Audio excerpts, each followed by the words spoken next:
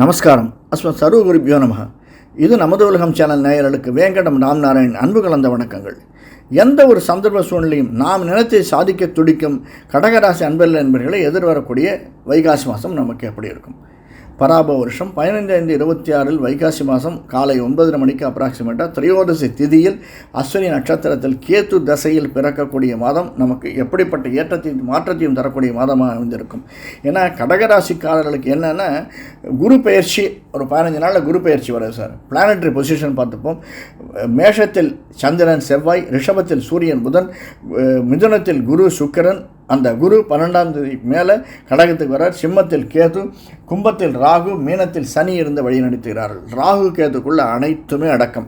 கிட்டத்தட்ட 15 நாள் ராகு கேதுக்குள்ளேயே அடைஞ்சிடுது. அதுக்கப்புறம் தான் சந்திரன் வெளில போனால் தான் ஓரளவுக்கு சந்திரன் மட்டும்தான் ராகு கேதுக்குள்ள இல்லாமல் வெளில போகிறார். அதுவும் முதல் 15 நாட்கள் நமக்கு மிக மிக ஏற்றத்தை தரக்கூடிய மாதமாக அமைஞ்சிருக்கு. 12ஆம் வீட்டில் இருக்கக்கூடிய குரு நம்முடைய 6ஆம் வீட்டை பார்க்குறார், நம்முடைய 8ஆம் வீட்டை பார்க்குறார், நம்முடைய மாங்கல்ய ஸ்தானத்தை பார்க்குறார். அட்டகாசமான மாதமாக இருக்கும். கணவன் மனைவிக்கு இடையே உள்ள உறவு என்பது மேம்படக்கூடிய மாதமாக அமைஞ்சிருக்கிறது. சின்ன சின்ன சங்கடங்களெல்லாம் கணவனால் மனைவிக்கும், மனைவியால் கணவனுக்கும், அதாவது கணவனுடைய உறவினரால் மனைவிக்கும், மனைவியினுடைய உறவினரால் கணவனுக்கும் சின்ன சின்ன சங்கடங்கள் வருவதற்கான சாத்தியக்கூறுகள் இருக்குது. நண்பர்களுக்கிடையே சின்ன சின்ன விரிசல் வருவதற்கான சாத்தியக்கூறுகள் இருக்குது.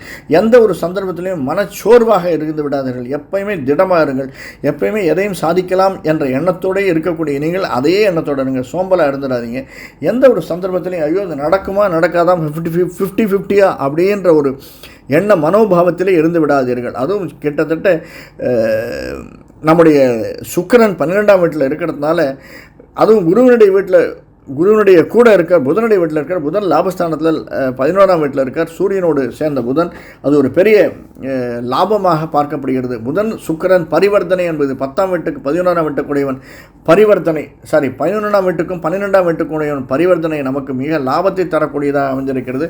10லே அமைந்திருக்கக்கூடிய செவ்வாய் தன்னுடைய சொந்த வீட்டில் உட்கார்ந்துருக்கார். அதனால் செவ்வாய் நமக்கு லாபத்தை தரக்கூடியவராக அமைஞ்சிருக்கு. செவ்வாயினுடைய பறவை நம்முடைய 4ஆம் வீட்டில் இருக்கிறதுனால வீடு, மனை, வாகனம் வாங்குபவர்கள், நிழல், இசை சம்பந்தப்பட்ட துறையில் இருப்பவர்கள், கலைத்துறையில் இருப்பவர்களுக்கு இந்த மாதம் மிக மிக ஏற்றத்தை தரக்கூடிய மாதமாக அமைஞ்சிருக்கிறது. சின்னத்திரை பெரிய இருப்பவர்களுக்கு சின்ன சின்ன செட்பேக்ஸ் வருவதற்கு சாத்தியக்கூறுகள் இருக்குது. எங்கே போனாலுமே என்னமோ தெரில சார், யாருமே நான் 10 தடவை நடந்துட்டேன் ஒன்றும் பதிலே சொல்ல மாட்டேங்கிறார் அப்படின்ற ஒரு சின்ன வருத்தம் இருப்பதற்கு சாத்தியக்கூறுகள் இருக்குது.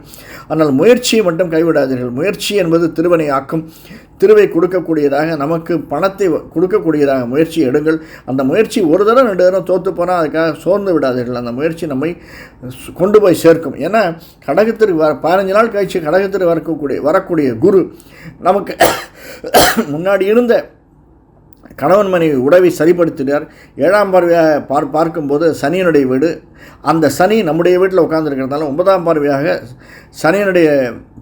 சனியையும் 9ஆம் பார்வையாக பார்க்குறார். நம்முடைய சனியனுடைய வீட்டையும் 7ஆம் பார்வையாக பார்க்குறார். அதனால் கணவன் மனைவிக்கு இடையே உள்ள உறவு என்பது 15 நாளுக்கு அப்புறமா நிச்சயமாக மேம்படக்கூடியதாக அமைஞ்சிருக்கும். முதல்ல செலவு செஞ்ச எல்லாம் செலவுக்குமே வரவு வந்து விடக்கூடியதாக அமைஞ்சிருக்கும். பெரிய தொழில் இருப்பவர்கள், பெரிய முதலாளிகள், பண முதலைகளுக்கு இந்த மாதம் பெரிய பெரிய லாபத்தை கொடுக்கக்கூடிய மாதமாக அமைஞ்சிருக்கிறது. நிச்சயமாக இந்த மாதம் அரசியல்வாதிகளுக்கும் ஆன்மீகவாதிகளுக்கும் ஏற்றத்தை தரக்கூடிய மாதமாக அமைஞ்சிருக்கிறது. 8லே ராகு, 9லே சனி இருந்து 10லே செவ்வாய் இருந்து இந்த 3 பேர் இருக்கக்கூடிய இடங்கள் இருக்கிறது இல்லையா?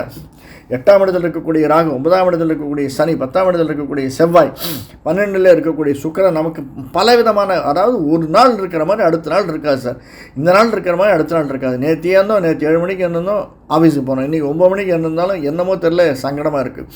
இப்படியாக ஒவ்வொரு நாளுமே ஒவ்வொரு மாற்றத்தையும் ஏற்றத்தையும் கொடுக்கக்கூடிய நாட்களாக அமைஞ்சிருக்கிறது.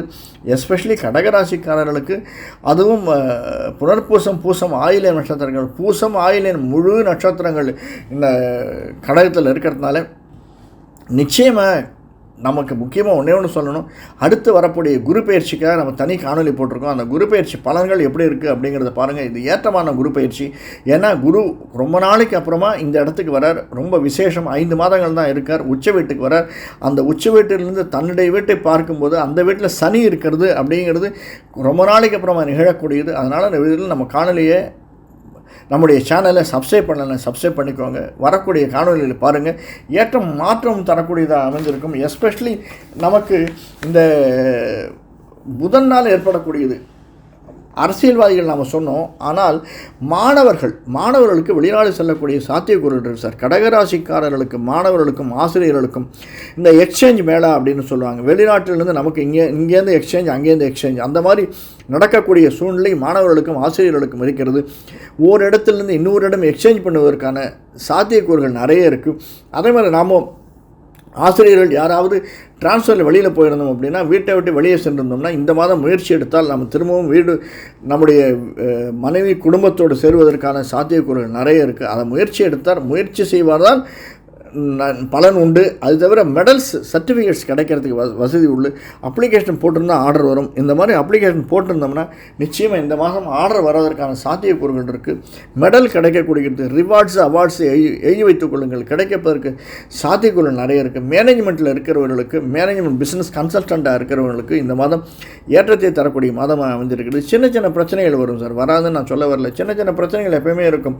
நாம் எதிர்கூடாத பிரச்சனையாக ஆனாலும் ஒன்றும் பிரச்சனை இல்லை. ஏன்னா சனி நமக்கு குருவினுடைய பார்வை இருக்கிறதுனால எந்த பிரச்சனை வந்தாலும் அதையெல்லாம் சல்லிச்சரிச்சின்னு போகக்கூடியதாகத்தான் இந்த மாதம் அமைந்திருக்கிறது.